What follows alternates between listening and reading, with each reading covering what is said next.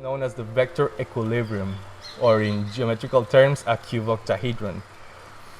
And the vector equilibrium is those same 8 tetrahedrons, but pointing inwards. Okay.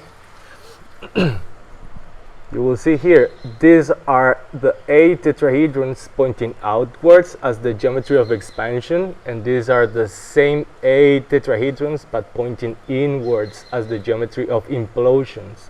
So this is describing the only two dynamics in the universe, the expansion and contraction.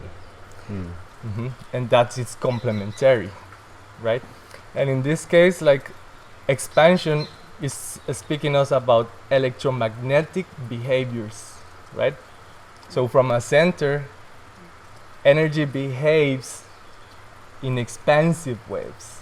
So when you see, like, for example, the sun and the solar flares, you see the solar flares going into like chaotic movements, and that's the tendency of electromagnetic energy, right?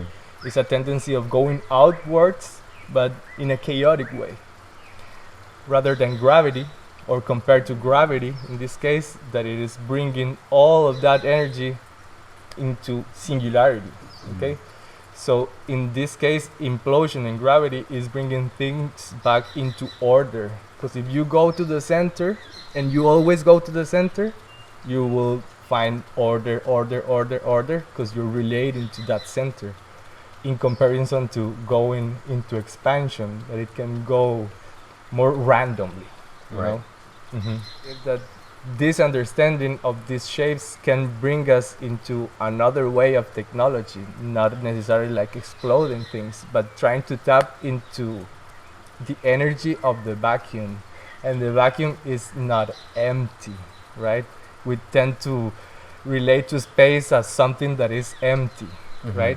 But it is full of energy, of potential energy. So we were able to tap into that potential, as this holographic principle says, is that everything is related to everything else. So imagine all the potential in the universe is everywhere. If we were able to tap it, we will be able to reach that free energy.